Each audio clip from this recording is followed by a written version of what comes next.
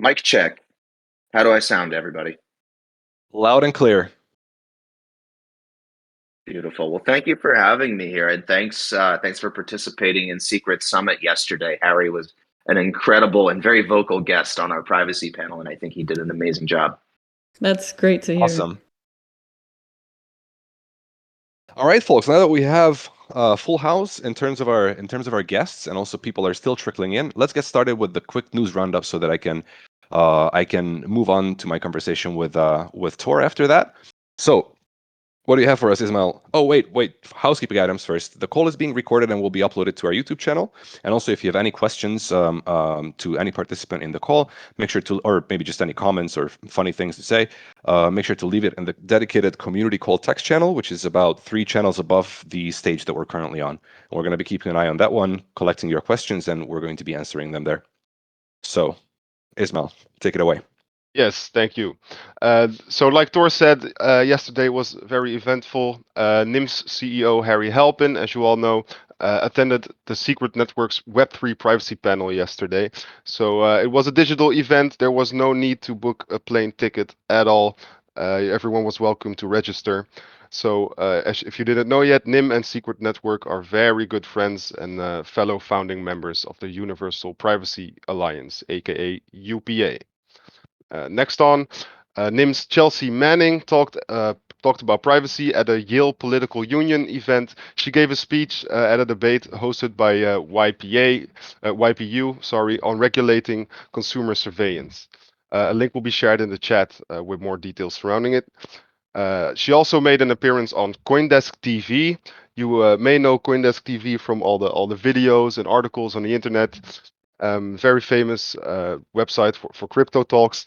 So she made a CoinDesk appearance and discussed online privacy and trust issues in the crypto space itself. A link to this will also be shared in the community call text channel. On to you, Simon.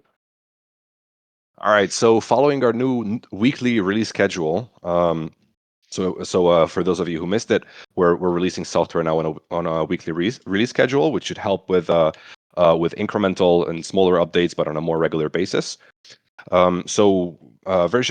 Patch number 3 of version 1.1 is out now. To the NIM platform, this means that we're going to be adding SOX 5A support, which will in turn allow us to integrate with apps like and proxies such as Monero wallet, such as the one that's required for the Monero wallet. When it comes to NIM Connect, there was just some minor bug fixes and performance improvements, and also the UI now has the much requested minimize button back. So thanks for reporting that, ladies and gentlemen, much appreciated. When it comes to the NIM wallet, there were just some minor bug fixes. The full changelog you can read on the blog post, a link to which was shared in the dedicated community call text channel. Over to you, Ismail. Yes, and for anyone wondering what NIM has been up to, what the NIM team has been up to in the days leading up to December, please check out the released Twitter video. Basically, it's just a news roundup, or like we do at the community calls. It's a quick video on all the activities that has surrounded NIM in the past month. Yeah, and if you're curious to get a little bit more in detail news on what we've been up to, you can sign up to our newsletter as well. So the video is part of our longer newsletter where we give a little bit more in-depth overview on tech updates and research and community updates. You can sign up to our newsletter on our website, I believe. And the final news item, which is not really a news item, just a reminder for everybody and sort of like a status overview. Very exciting because Shipyard Academy is nearing its end. So yesterday, actually the day before yesterday, Harry gave his 6th and final lecture of Shipyard Academy, which has already been uploaded to our YouTube channel. I think it was absolutely great. I enjoyed it a lot. So make sure to watch that, and also Jaya's lecture, and take some notes, because the quiz will take place on Sunday this time, the usual hour. So that's 10 a.m. UTC for most people, except for Spanish-speaking and Portuguese-speaking communities, because they will have it a bit later, so that it suits their time zones better. So after that, we're also going to be having a graduation event, which will be announced after this community call. And it's actually super exciting to see Shipyard Academy closing to its end. and I'm rooting for everybody to do well on the quizzes. If you just watch the lectures and take some notes, you're gonna be fine. So huge thanks for everybody for joining and also for sticking around, and also congratulations for making it to this point. You're the absolute cream of the crop. So not a lot of people made it to this point, and I'm really excited to see the final list of sailmakers who are going to graduate from Shipyard Academy. Yeah, so a quick note on the prize pool. I don't have the final details yet because, as you know, the submission process for stage 3 is still going. So I don't have the final numbers, but it looks like prize pool wise, we're doing way better than during stage 2. So actually, it looks like we're going to be hitting that maximum 55K, or at least very close to it, which is a huge achievement. And also, courtesy of CGI Bin, aka Swen from No Trust Verify, we now know that we have 52 mixed nodes in 52 countries total, which I'm not sure how much it went up by, but definitely it went up by quite a bit as a community effort and as a result of Shipyard Academy, which is also great to see. So good job overall everyone, and I'm rooting for everybody to do well on the quizzes. And I think that was it for the really quick news roundup, which we just ran through really fast because we have a very special guest with us today. Tor Bair from the founder of Secret Foundation from the Secret Network is with us. Hey Tor, how's it going? It's going really great. Thanks for having me, guys, and thanks for letting me come and chat with the NIM community. It's awesome to have you on. Let's talk about Secret first a little bit. So maybe an overview of what you guys are doing for those of you who may not know you. Although I think there's quite a bit of overlap probably between our communities, but still. At least a little bit, yeah. But again, like our technical vision around privacy is very different from NIM's technical vision. They're very complementary, which is awesome. And of course, we're both members of the Universal Privacy Alliance, and there's a lot of Founding complementary members, I would projects add. building. Yes, exactly. We're both founding members of UPA because, again, like we felt very strongly, both of us, about the importance of that vision, and I'm very grateful for NIM's leadership there and pushing forward a lot of the initiatives that, to this point in the Web3 ecosystem, I don't think we had a critical mass of contributors pushing us as far as we've been pushed now with UPA. So I'm really excited to see what happens next and in the coming year, especially. UPA aside, so we'll talk about Secret for a second too. Sorry, if you were going to say something. I was just going to add that with UPA we were just about to get started even. So that's just the beginning, and we already made some pretty serious progress, which is awesome to see. It's great. Yeah, I'm really looking forward to the next event, which I hear might happen during East Denver. And I think we got a few people helping keep us involved and in the loop on how that event is coming together. So you should expect to see Secret present. Awesome. Yep, So NIM crew with yes. me in East Denver as well. Heck yes. Sorry, Oh, no. yeah. Go ahead. Always one of my favorite parts. Always one of my favorite parts of the year. East Denver's an incredible dev focused event. We get tons of people on the ground, so it'll be great. Absolutely. Yeah, I think it's like it's probably the biggest ETH event, isn't it? And like very community driven. Well, I'll talk then about what people should know about Secret. In case they're going to be in Denver and meet us, you may as well already know what we're up to. So Secret's been around a long time.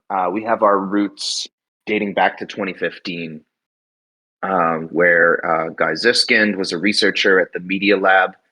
And I know Harry has connections dating back to then as well.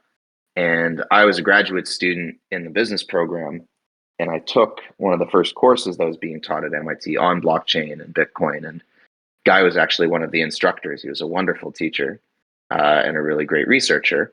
And he was writing at the time about combining privacy technologies with blockchain. And specifically, he was writing about multi-party computation on the Bitcoin blockchain in 2015. But now that we're almost about to be 8 years after those papers, which is incredible to say, it's clear that both have changed a lot. The blockchain space is not just Bitcoin anymore, and the privacy space has evolved beyond just what was being researched back in 2015. Now everybody seems to be aware of things like zero knowledge proofs and MPC and fully homomorphic encryption and all these different technologies that can be combined and coded into creating these really interesting decentralized applications that are far more secure and scalable in some cases than anything that's come before them. So Secret specifically has always had the same vision, even dating back to this white papers, which was around decentralized, privacy-preserving computation. So secure computation, but in a way where there was no central trusted party in the system that was going to be having to share the data. You needed to trust that it hadn't leaked the data to other parties. Somehow there would be some cryptographic way of knowing that there wasn't some ability to leak that data. And I remember at the time there was talk and writing about this concept of a God protocol, which was very flowery language, which everybody used in around like the 2017 timeline.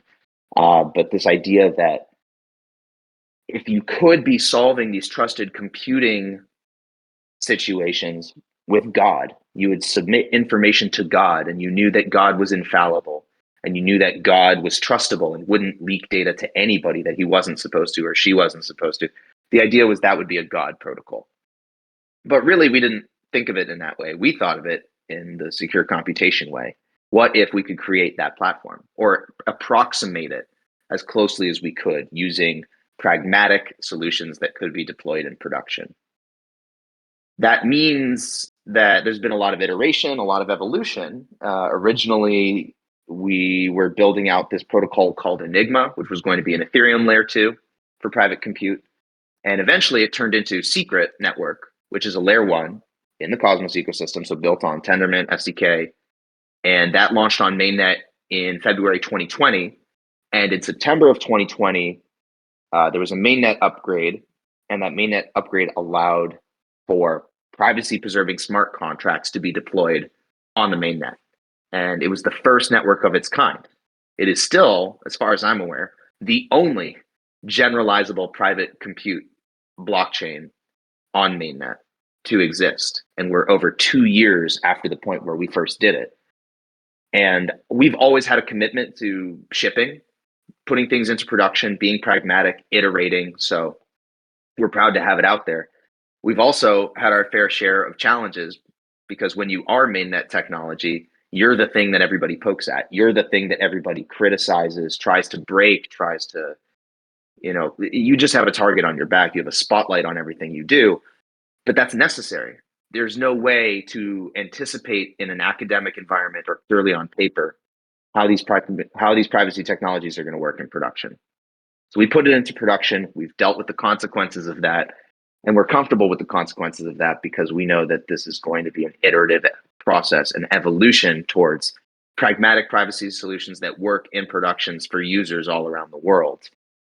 And in conjunction with what we've built to have technologies like NIM that can shore up the entire privacy stack and make these technologies better, more secure, more sustainable, that's still our vision. We've always had like a multi-decade vision because we know how long these things take. And that means we're definitely not even halfway through.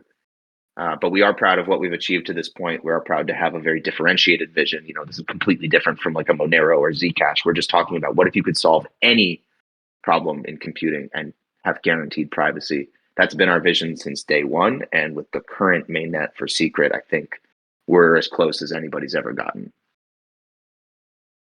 That's super cool to hear, Tor Bair. Sorry, Sudo, do you mind if I just jump in? I know you have a whole list of questions. Oh, no, go ahead. No. I don't actually. This is the first time I haven't actually prepared a list of questions, only just topics to discuss. It's free flowing. We're flowing.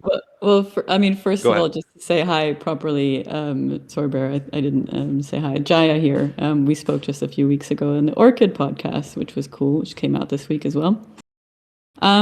So super great to get like the overview and the backstory to Secret. Some of it I knew, a lot of it I didn't know already, but also I was on the Shade Twitter Spaces earlier this week, and I'm going on the Serenity, what do they call it? Serenity Shield next week. And so I was wondering if you could speak a little bit about the ecosystem that you guys have built out, because you've been very successful in that area as well. So maybe talk a bit about the dApps that are built in Secret.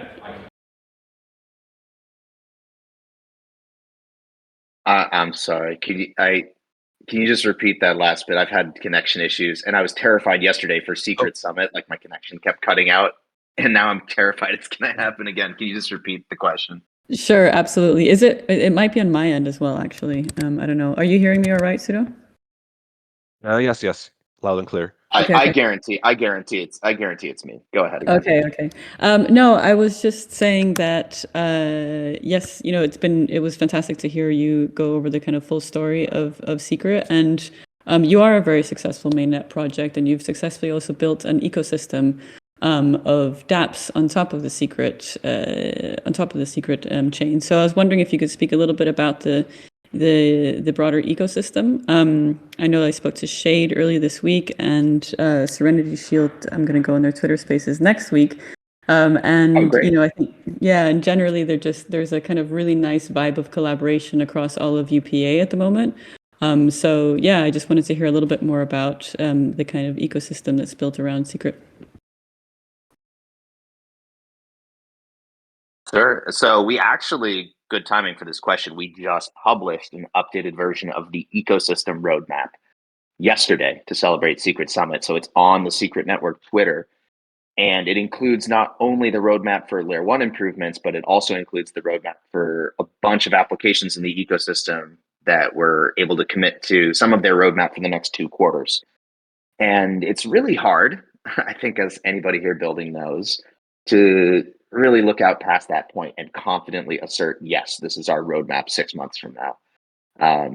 That's so hard to do in this space. Things change on a minutely basis. One day, FTX is the savior of the crypto world. The next, they're a pariah and a fraud. And they were a fraud all along. It's just public perception changes. And then what happens afterwards, the volatility is crazy. So instead of asking people to commit to say, what are you doing for the next 3 years? We were like, okay, give us 6 months of what you think is the things we should care most about as an ecosystem. And they did. I'm very grateful to the members of the community who helped put that together. It wasn't me personally, but I oversaw a piece of it, and the work they were doing and the willingness of the dApps to collaborate in that process was incredible. So that ecosystem roadmap just got released. I would say that the dApp ecosystem on Secret falls into a few categories generally. One is decentralized finance, obviously, which is usually a big vertical for any layer 1 mainnet smart contract blockchain. There's also non-fungibles and metaverse. That's a big vertical as well. You might say that ties in with gaming as well, which is another vertical that's being developed. But the last one is the most interesting one and most specific to Secret, which is things around access control or data sharing. And a normal blockchain, these public by default, radically transparent blockchains, you don't think about those use cases at all because a blockchain is probably the worst possible solution for that. It's like you're trying to hammer a nail into a wall, but the only thing you have is a saw. It's just not the right tool for the job. The job still needs to get done. Turns out that when you have a private by default blockchain, the set of problems you can solve is so much bigger and so much more meaningful. But access control is not one of them. A public by default blockchain does not provide for access control. Everyone has access to the data. Anybody observing the blockchain, it is radically transparent. That's good for some cases where you want that universal auditability, but most use cases don't want universal auditability. What you want is selective disclosure, selective auditability, and that's where these access control use cases come in. It's also where things like data marketplaces might come in. So that's going to be a big vertical in the future for Secret for applications built directly on the network. But even outside of all those verticals, and you said you're talking to Shade, that's definitely DeFi. You're talking to Serenity Shield, that's definitely access control. Outside of that ecosystem, this privacy as a service model that we have for Secret is really where we're hoping the ecosystem goes in the long term, where you'll be able, as any app on any network, as any blockchain, you'll be able to use secret contracts as part of the stack in your own application, to be able to send data to a secret contract, get a provable result that has not, the raw data in that computation has not been leaked, or it's been done in a way where like front running is not possible. There's all these advantages of running things through a privacy preserving contract. So maybe the way we're thinking about our ecosystem will start to change. Maybe it's going to look like we've got a privacy as a service vertical, we've got native application vertical, we've got an asset vertical. Like maybe Secret. I always position Secret as maybe it's the ultimate issuance and settlement layer for digital assets because it's private by default. And if you don't want to show off that you own something, you don't have to. But if you want to disclose it to an accountant, to a family member, to the government, it's in the choice of the user. It's a user-centric consent model, what people can know about their assets. As the ecosystem grows, I might start thinking about it more that way. For now, it's easier to conceptualize it like any other layer one blockchain universe. Those are the verticals, DeFi, NFTs, whatever. But because we can solve hundreds of times more use cases than just your typical everyday blockchain, I don't want to put us in that small box. I want people thinking more expansively about like, wow, this is the next evolution of blockchain, period. So what can I build that's never been built before? I really love that answer. I mean, I think, so what I'm hearing basically is kind of working out that key point there where privacy as a default actually becomes the enabler of entirely new things, right? So it's not just like a blockchain that also has privacy, but it is like a blockchain that has privacy, and therefore, you can have things like meaningful selective disclosure and so on. So that's super nice to hear. Yeah, that's very important to us. I say user-centric a lot to explain the role of privacy. And it's like, if you don't have privacy, then it's always like an observer-centric model. Whoever Exactly. can surveil the best, will capture the value. A user-centric model allows the user to capture the value. I love that way of thinking about things. Also, that privacy is exactly what enables a user-centric model, right? Yep. Feel free to steal it. I mean, the more we're all talking and educating about privacy in the same way, the easier it is for people to grasp these core concepts and stop thinking about it like, oh, I have nothing to hide. I don't care about privacy. Start thinking about it more like, I'd like to be the star of the show. I would like to be the main character instead of having Facebook be the main character. Like, why isn't this about me? Why isn't it about protecting me? Why am I not valued in this system? The internet has been an extremely not human-centric system for the past few years, especially with social media. The user has become the product, and privacy is how you sort of recapture things so that they work more like we want the world to work, that the people in the system are the most important part of the system, not the system itself. That's an excellent way to think about it.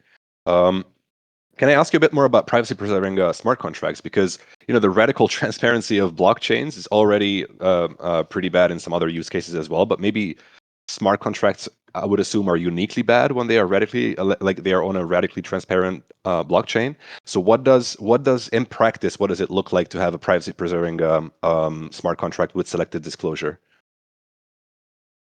What does it Sure. enable? What other smart contract solutions are not capable of? Yeah, one thing I usually give nowadays as an example, because we can also make it very tangible for users, everyday users. You don't have to be a developer to understand this. It actually got a lot easier to explain this when NFTs blew up, because everyone suddenly understood there was this thing that lived on a blockchain, maybe, and there was an image attached to it, but it didn't feel like ownership, even though it kind of was. But what if somebody just saves the image on their computer? Do they own it now? It was making them ask the right questions about what digital ownership actually looks like, because these things were selling for like $1 million sometimes, and it didn't really feel like they should be worth anything at all. And it made people start to question, okay, so why do these things have value? What does this all mean? So we started explaining things like, okay, you've got a non-fungible token, an NFT. What does that mean? Well, really, that's just a smart contract. It's something that is an executable piece of code. It's on a blockchain. You don't own the smart contract necessarily. Like, it depends how you think about it. Like, we don't want to confuse people when we start explaining this, but we explain the difference between what would it mean to have a typical NFT on a typical radically transparent blockchain versus that same NFT on a private by default blockchain, where like the NFT in both cases is a smart contract. But here's the difference. If you buy a Bored Ape on Ethereum and somebody has your wallet address, they can see exactly what you own, not just that Bored Ape. They're going to see absolutely every other asset you've ever owned, fungible or non-fungible. They're going to see everything you've ever done. If you do something in the future, they're going to see that too. And the more you start using these identifiable social assets, right? There's only so many Bored Apes, and everybody wanted to show off that they owned one, not realizing what they were really doing was putting a massive target on their back. And then they wanted to share these apes publicly. They're like, look at my ape, look at my ape, look at my ape. And it just made people want to steal them. It didn't necessarily make them look like really cool, high reputation people. It just was a huge risk. And then only then did So they here's realize the here's consequences of 100K. using. Right. Yeah. Here's a person holding something worth 100K. Very nice. Yeah. I bet they have some other valuable things too. Let me check. Oh, their wallet is here. Oh, I can see exactly how much ETH they have. All right, I'm going to try to fish this person, send them to a link where they're going to go connect their MetaMask wallet, and I'm going to. And there was like literally every day, it became a meme almost. Somebody was losing an ape, losing all their ETH. People were hacking. It basically just made it to be a nightmare environment. And all people wanted to do was like be a part of a community, have art, and experience things, and they didn't understand what they were giving up to get it. But then we said, okay, so you understand Bored Apes, you understand the risks, you understand now that a public by default blockchain and public smart contracts have these risks. Anything you do to interact with them is fully public. And if you treat owning a Bored Ape like real ownership, well, ask yourself, is that ape in your house locked away? Or did you leave it on your front lawn with the keys in the ignition and anybody can just drive away with it? It feels a lot more like the latter. So when I explain a private by default smart contract, NFTs are usually the window that we use now. I say, okay, now imagine that NFT wasn't on Ethereum. Imagine it was on Secret. Now on Secret, everything, including the privacy controls, is fully programmable. So now this NFT has private by default ownership, but you can always choose to display your ownership publicly, either to everyone or to one person or to 10 whitelisted people or a single other smart contract on the network. You just whitelist that contract to have read access and it knows that you own it. That's all fully programmable. It's this entire range of options within this design space. And before, it was just either it's public to everybody because you own it or you don't own it. There was no way to have it without also revealing it to absolutely everybody who ever observed the network. That on Secret, that's not true. But there was another even deeper aspect to it. We're like, okay, so ownership is something that's private. Nobody can see the owner of this thing directly on the blockchain. You can't just query that and see it. You have to be the owner to get that access. But not only that, it's a smart contract. So you can have, just like on Ethereum for the snips for the the ERC 721 standard, you can have all of these metadata fields. Now on ETH, if you've got this on-chain metadata, it's public. Everybody can see that it exists and everybody can see what's in it. And that's how you could prove that a Bored Ape was really a Bored Ape. You could prove provenance. You could prove that it pointed to the right IPFS file. That's how they did it. On Secret, it's fully programmable. So you can have public metadata that's known to everybody. You can have private metadata that's only known to the owner. You can have protected metadata that's known to just the user and some select other people, maybe just the user and the creator. Maybe it's the user, the creator, and a bunch of whitelisted addresses. It's fully programmable. That design space, again, is whatever addresses, whether the address is a person or a contract or anything else, it's this incredibly vast design space now. And what people realized is like, oh, this is interesting. With public by default NFT smart contracts, even though only I have write access, I'm the only one who can choose to send it somewhere else. I'm the only one who could choose to log in with that wallet and connect this thing and prove ownership that way. Like that wasn't that meaningful when it came to feeling like true ownership. What was meaningful was also being able to control read access. Someone has the right to know I own this, the right to know what it represents, the right to see my transaction history as concerns this item, so on. Users had that choice. This is how things have worked in the real world for millennia. but we weren't able to represent that level of user-centric control on a blockchain because they were all radically transparent. Now with Secret, you actually can, but we're only just scratching the surface of what's possible with that. But I'm very convinced, especially for like non-fungible assets, this is the only meaningful and sustainable form of digital ownership that can exist in the Web3 space. Public by default ownership is not really ownership.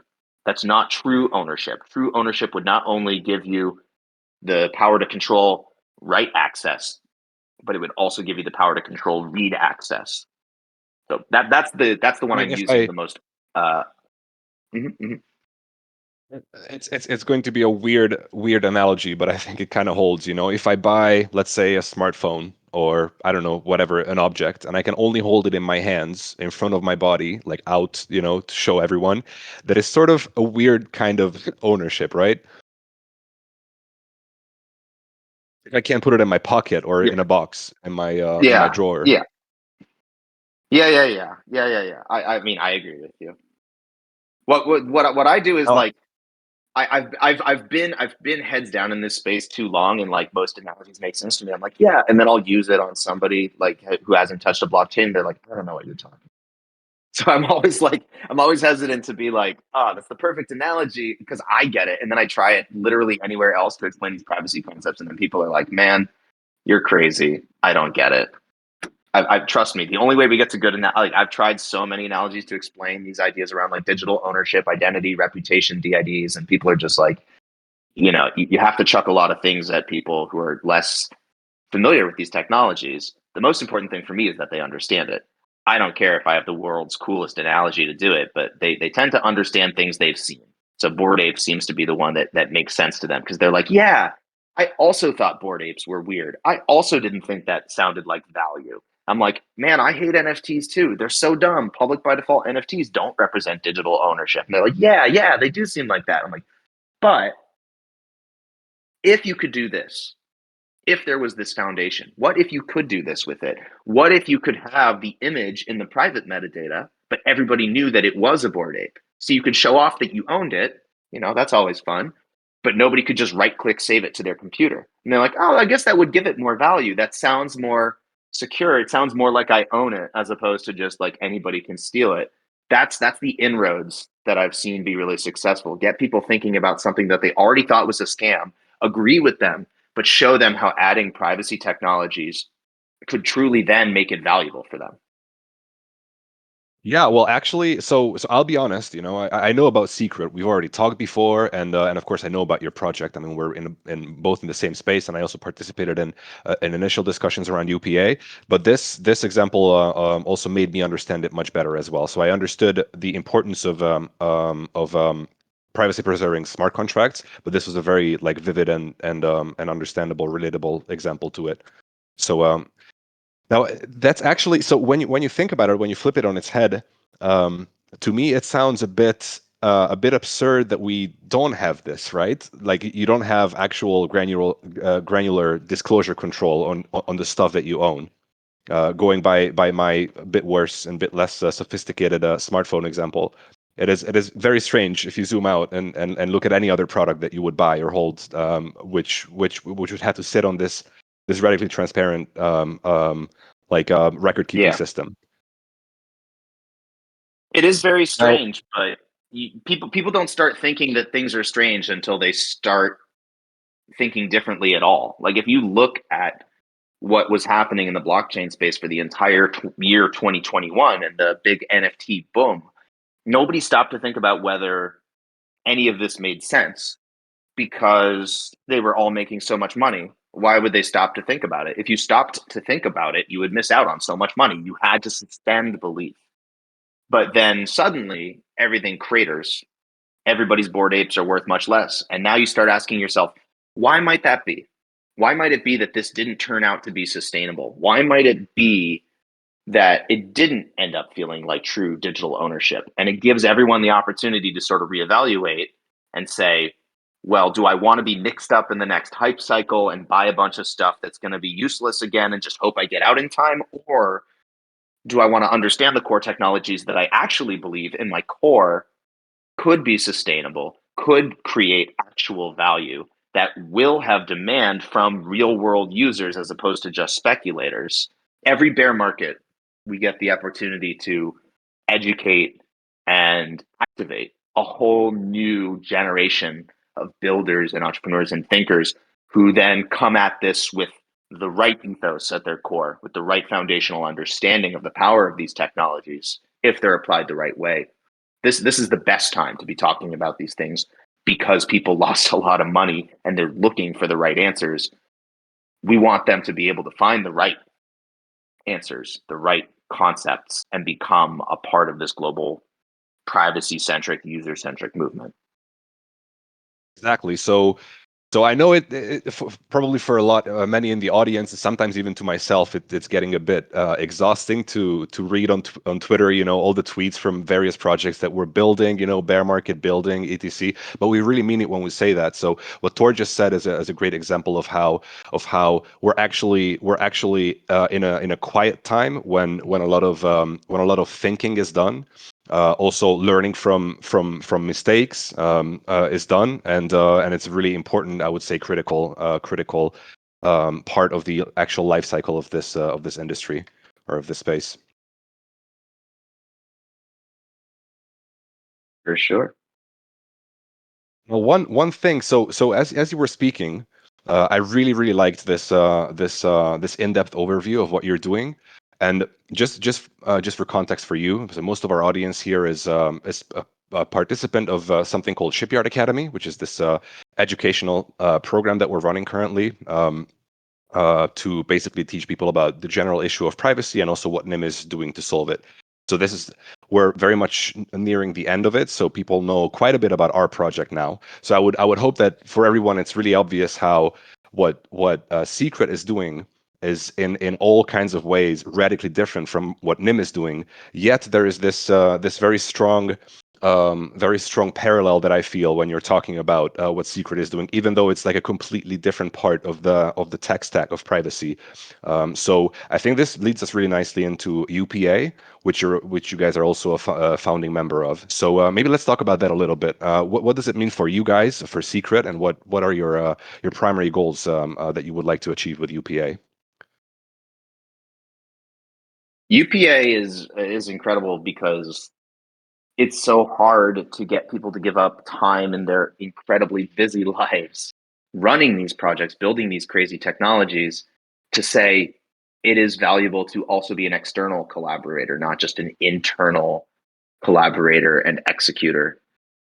It's essential though, because we're sort of in this position where governments and institutions are not going to necessarily understand the value of privacy by their own nature. Historically, it's the sort of thing that's been covered in a very negative way in the media. And that filters into politicians who might be 70 or 80 years old, who still prefer fax machines to anything else. And then you have to explain to them, it's like, here's this crazy blockchain technology. And there's some privacy tech that you can slap on top of that. For them to feel like that's not going to be just a money laundering tool is a heavy lift, not because they have a more nuanced understanding of the power of the technologies or the global systems that they can impact. It's because they don't. But they have a very sort of myopic view that they've been trained to have about what privacy technologies mean, especially with a blockchain. They think blockchain equals crypto equals digital money.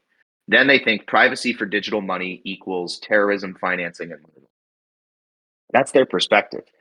And while it's an unfair perspective, to ignore the fact that it's a default perspective for a lot of people in leveraged positions of power, if we ignore that fact, we're not going to accomplish any of our aims. And our aims include education, it includes policy reform, it includes keeping open source developers out of prison without charges. These are pretty important principles that I think everybody, not only in the UPA, but just sort of generally humans, share those sorts of principles. But we can't take them for granted, and we shouldn't expect we're going to have them by default. So what I hope the goals of UPA is partially education for broad audiences, to activate people, to make them part of this global movement, to connect them with opportunities in all these ecosystems, to contribute, whether they're entrepreneurs or developers or whatever skill set they have, clearly there's a place for them within the privacy ecosystem in Web3. But of course, the goal of educating people in positions of power, people who are regulators and legislators, people who are building other technologies in the Web3 space, but not necessarily integrating privacy by design into their tech stack or into their product thinking, education for enterprises who might be considering an entry into Web3 or partnering with companies in that space, but they're not necessarily thinking about privacy. They're thinking about who's been in the press, and they're thinking about how to be in the press themselves.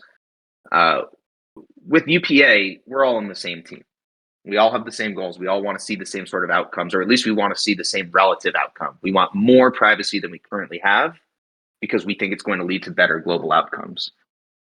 And I think we're going to develop a shared understanding of what all of these audiences look like for our educational goals. We're going to have shared materials and shared language that we're going to use to educate them.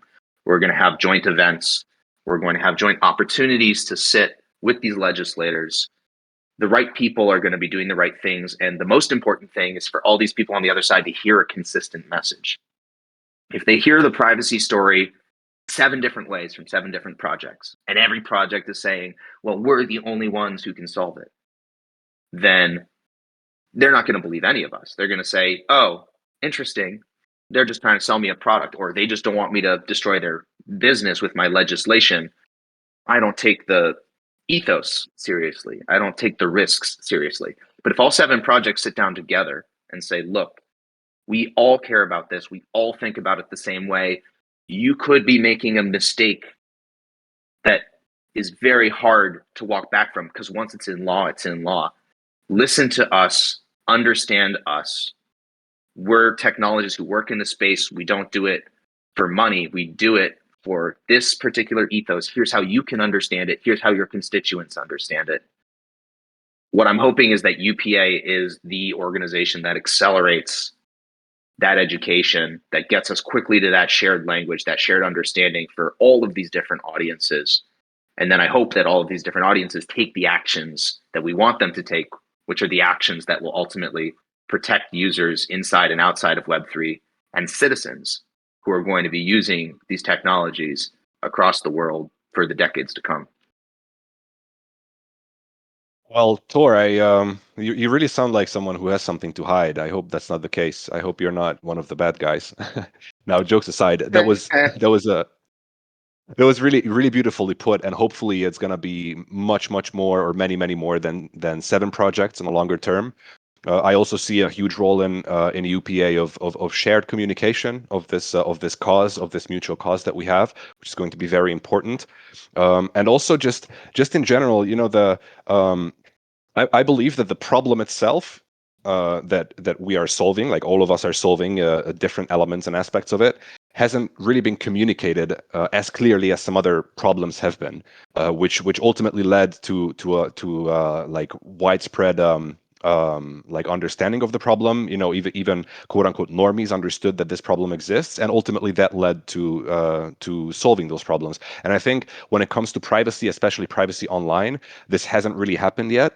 There's not really 1 3-minute summary that everybody can understand with a powerful message that's been formulated and reached millions upon millions of people. So I truly think maybe it's a bit too grandiose, but I truly think that UPA could actually hit this goal on the longer term, which I'm incredibly excited about.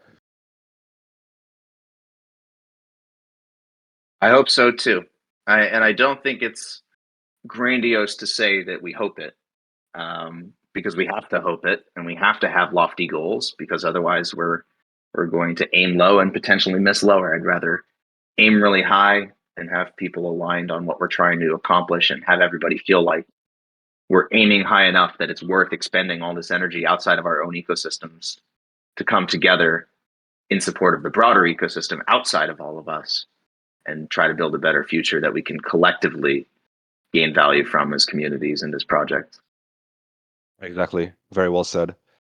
Now, a question from our community, and guys, if you have any questions, then make sure to share them in the community call text channel. so that I can ask Tor, or if you have questions to me or Jaya, make sure to ask them too. So one of the first questions that we got is, how do you see an ideal promo collab between Nim and Secret? The main goal is to attract a new non-crypto users, which I think is a good goal, by the way. Yeah, I agree with that. Well, attract them to do what? Like, usually you have to have an action that somebody needs to take. It's not enough to just be like, join the Telegram or the Discord, and then eventually we might talk about something that you might want to do. Like, if you're going to reach someone who's not already using these technologies and you want them to start looking into them more, you have to give them something right away that they actually value. The principle that we've always had for community building in our ecosystem, and what I always advise people when I advise projects to take as a first principle, is always give more value than you ask at every stage. It's also how you build a business. So if we're trying to get people to understand privacy technologies, don't start with a big ask of like, here is a 20-page guide to Web3 privacy, and read it and write a book report and then come back to us. And then we'll give you something you value or something like that, like setting up arbitrary barriers to engaging with these ideas or projects. Give people something that excites them or that they want. Give them either an emotional experience or something they have ownership of that they value. And then if you start to make asks, it doesn't feel as though you're trying to be extractive. You gave without any expectation that you needed something from them. You were just giving openly. And it sends a message that we care about privacy so much that we're willing to give value very openly, so that people, just for the chance that somebody might value the technologies that we're building. So one thing I've pitched, for example, to other privacy projects in the space is, for example, collaborating on NFTs, secret NFTs, because we find them to be a really strong educational tool. And then we'll go and we'll have in-person events where we do privacy education, or there's fun activities or whatever. But then we're also telling people, hey, just for coming, you're going to get this NFT. Just for coming, you get this thing that now identifies you as someone who went to this event, who has this thing that nobody can take from you. It's yours. And we explain to them why it's really theirs, why it's digital ownership. And they say, how much is it? And we say nothing, right? It's free for them to have, but then it's valuable because in the future, it's something that they'll always understand to have had value. It'll always represent that moment where they started engaging with the projects. And it pulls them into a community of other people who also have this thing. They also own it. And they also feel like it's real ownership of a digital asset. They start talking about it. They start understanding it. They start saying, well, is this really totally private, or what else could there be? And then Nim starts saying, well, actually, there's other forms of privacy, and the stack is not as simple as digital ownership. It's also about the technologies that we're using to access information and what privacy can do to secure our connections with those communication sources and information sources. Now the whole story starts to come together. So there's some ways to do this, I think, and the optimal way would be, it's a technical collaboration to some extent, because we're asking them to use a privacy technology to understand it. And then we're giving more value than we're asking. We're giving somebody something directly, and we're not telling them they have to pay a bunch of money or give us a bunch of hours of time as a result. They're just getting something that they're going to value, or that we tell them other people value right away, and they see other people value it, so they believe us. If that happens, and we do that on a regular recurring basis with a bunch of privacy projects, we start to do more of these direct educational initiatives that are giving and educational and powerful.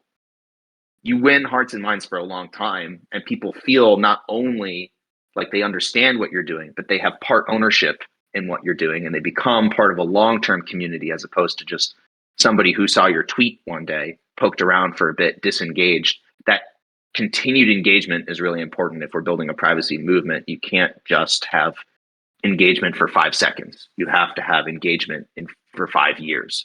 We won't get that from everybody, but casting a wide net and having a really powerful tool like this to engage with them is how you can convert as many people as possible from that wide net into actually understanding and caring about the technologies that are being developed. Exactly. That is so well said.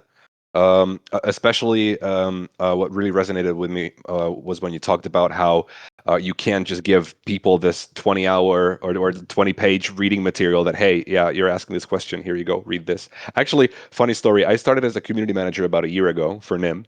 And I used to do that until I realized that it's kind of a bad thing to do, because I knew that our white paper, which is a pretty hefty document, contains all the answers. And when I saw a question and I saw that it's being answered by a white paper, I was like, yeah, hey, so here's the quick answer, but by the way, here's the white paper, and that's a terrible thing to do. So if any of you are community managers, just don't do that. You can do better than that, definitely. And also, just meaningfully talking to people and also providing them with the actual vision in practice of how this technology serves them and how we can work together to use it to better the world. That is incredibly important. So that's really well said. Moving on to our next community question, and guys, keep it coming if you have anything to ask from us. What's your biggest hope for 2023, and what's the biggest looming threat in your opinion?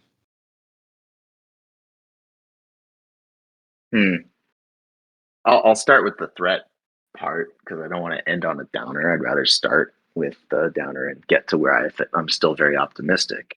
The looming threat is, there's two simultaneous looming threats that I think are the dominant threats. One is the looming threat of regulation from people who aren't especially motivated to understand the nuances of the technologies they'd be regulating. Like us, they only have so much time in the day. I don't think they're all acting out of malice. Some, I think, are probably compromised in some way by various industry interests or their own. But there's a lot of really intelligent regulators, legislators who are trying to understand these technologies, and they're just being pulled in all directions because they're so complex. And in some cases, just it's very difficult to separate something like blockchain tech from FTX. And some of the senators, if anybody's watching what's going on in the US with the FTX hearings, some of the senators ask the right questions, and they're saying like, well, we're here to learn about the failures of a company. We're not here to learn about the failure of digital assets. This isn't about fraud conducted with the blockchain. This is fraud conducted through opaque shell company relationships and fraudulent disclosure, blah blah blah. Like that's a distinction they are helping to make, but not everybody is making that distinction. Some are doing it.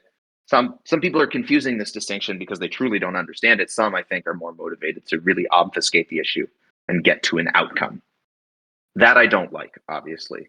But it does still mean we have an opportunity with the others to really educate them, to really help them understand. There's already incredible amounts of people around the world doing this kind of advocacy. So all hope is not lost. But because of how public some of these failures have been, there's this call for action, immediate action, action on central bank digital currencies, action on regulating these things as commodities or securities or something.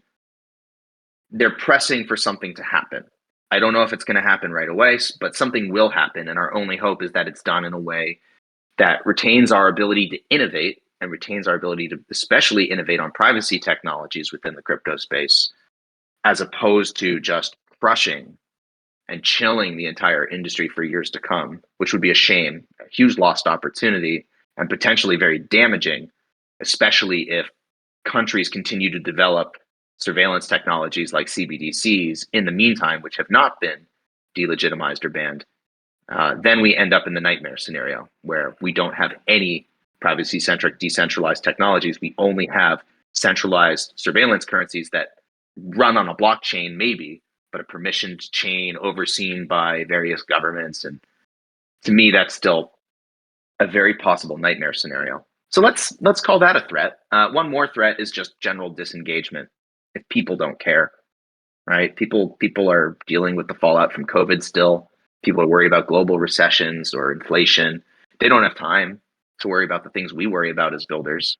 So if people are just generally disengaged and we can't reach the people we need to reach to be the boots on the ground or the people writing the laws, we're in trouble. Just you need people. You need people to care. Sometimes that's just really hard to do. And I don't feel personally hurt that people don't care about privacy tech as much as they care about feeding their family. That's pretty clear. Like sometimes it does feel like being able to think about these issues is a tremendous luxury, but still someone has to do it. Some people in positions of luxury and power have to be able to think about these issues and do the right thing. Whether it's us or whether it's the legislators who have that power, you still have to have some people be able to do the right thing if they aren't worried about just surviving. Reasons for optimism. I mean, I'm just excited to see the tech launch. There's so much experimentation. It's only accelerating. We're learning so much more. Some of this development might be supported by AI, could accelerate some of this experimentation. Doesn't guarantee the experimentation is going to work, but it could accelerate the experimentation that's required to iterate these technologies. Tech has iterated in the Web3 space probably faster than any other because it's all incentivized to test it and experiment with it and iterate on it in production. So I'm really still, as always, very bullish on our ability to innovate with technology and to use that technology in a way that benefits users. But I don't take for granted that it definitely will be used to benefit users. That comes down to the rest of it, the human element of these systems. Tech is just a tool, and it can be used for good. It can be misused. So I have optimism for the tech. I don't always have optimism for the people who get to say how it gets to be used. That is also incredibly well said. So if I have to summarize my my worries for the industry right now, it's mostly how one of the most tragic aspects of the whole FTX story, of course, other than the fact that a lot of people lost a lot of money, which is absolutely terrible. And if anyone in the audience or anyone is one of those people, then my heart goes out to you. But also just this visceral reaction that we're seeing to it to the whole situation, which is of course warranted to some degree because what came out is absolutely outrageous. But like you said, I'm also pretty hopeful because a lot of senators and a lot of politicians and also public figures were just articulating the right arguments and reminding people of the fact that, hey, this is a company, right? And also, I can't remember the name of the guy who pointed this out specifically, but it was a failure of centralization itself rather than decentralized technologies, which was a really important opinion to get out there from someone important. So that was absolutely huge. I like to see that, and when it comes to what I'm hopeful about, it's basically the same thing. Yeah, technology is always gonna. So basically, what we're doing here is solving problems with technology. That is the whole point of both NIM and Secret. And I could probably speak for any other project that is successful to any degree within this space, and that just continues happening. And that's really nice to see. That whatever whatever the graphs show, whatever the news say, there are those people who just wake up, sit down, and build, and that is just amazing to see and very reassuring as well.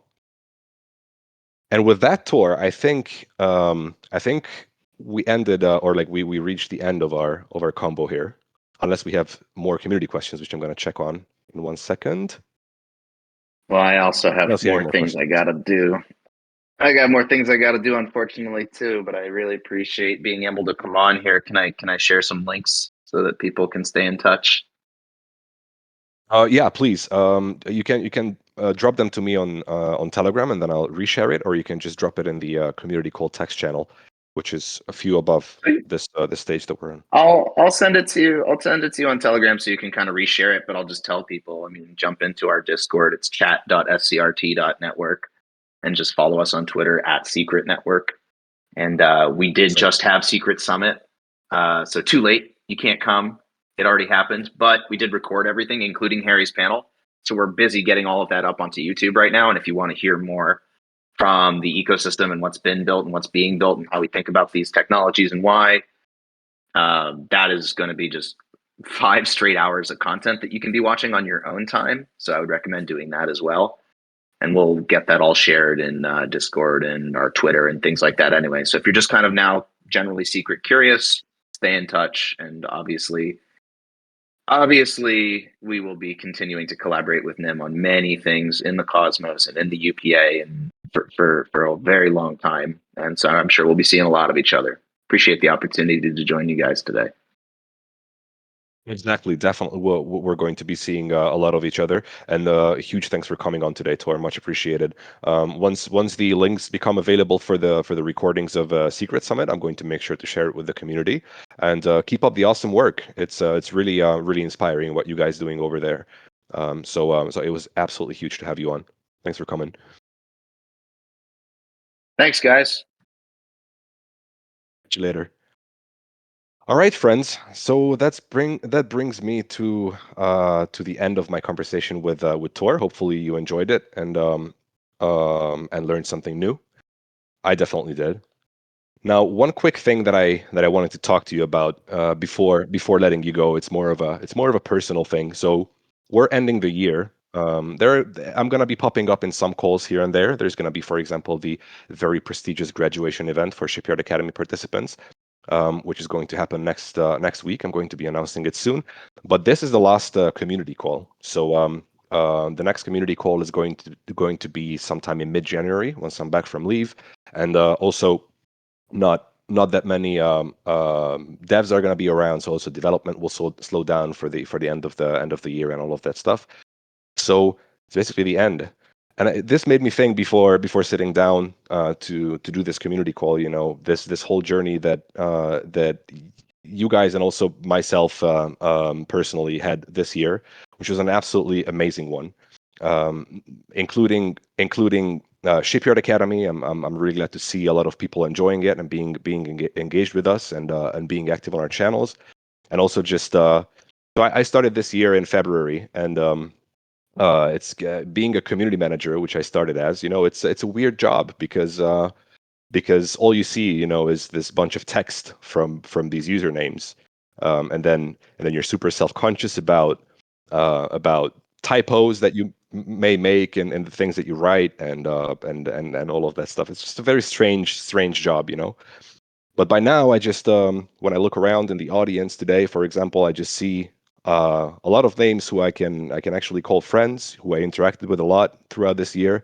So this was an absolutely fascinating and very fulfilling experience to hang out with you guys for all of this time. It was really great for me to be able to do these community calls.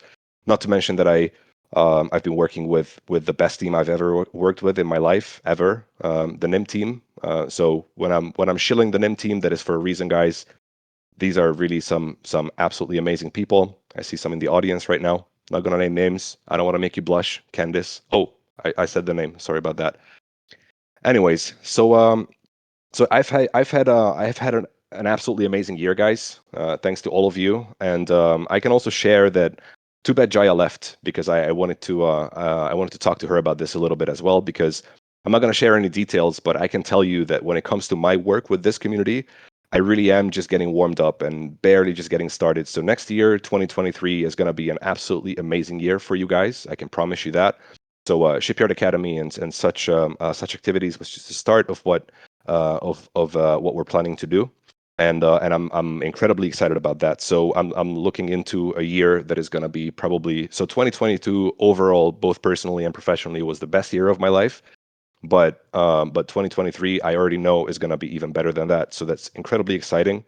And with that, I would like to let you all go. And before I hand over to Ismail for his usual POAP talk, I would like to thank again everybody for sticking with us throughout the year, especially for those people who have been participating in these community calls and also in the community very actively. I absolutely love you guys, and yeah, we're gonna have an amazing next year as well. Handing over to you, Ismail. Yeah, happy holidays, everyone. I think those were some nice words from Pseudonym, aka Simon. He's gotten to know many, if not all of you, over the past, I'd say, a year or something. And it's been great. I mean, these community calls, we started out with just a few people listening in, and I think the max amount of people listening into the weekly community call was a bit lower than 200, I think. So that was massive growth for the community calls, and it really was a journey from start to, well, finish. And it's not finished yet. It's just the end of the year. So I'd like to thank Sudo as well for joining me on the call. I was happy to be able to assist him up until now. So yeah, so I guess the thing that you all want to know now is how do I claim my freaking POAP? It's easy, like always. Please just go to the Claim Attendance NFT channel. It's listed below the community call text channel in the voice channel category. Check out the animation, use the claim command, and then claim your POAP. So I'd like to wish you all a happy holidays, etc., etc. Don't get too drunk or don't get drunk at all. Think about your health, please. But I've had a blast this year as well. So if you have any questions, just let us know. If you want to reach out to Sudo, just do so, please. So have a nice day. Thank you all.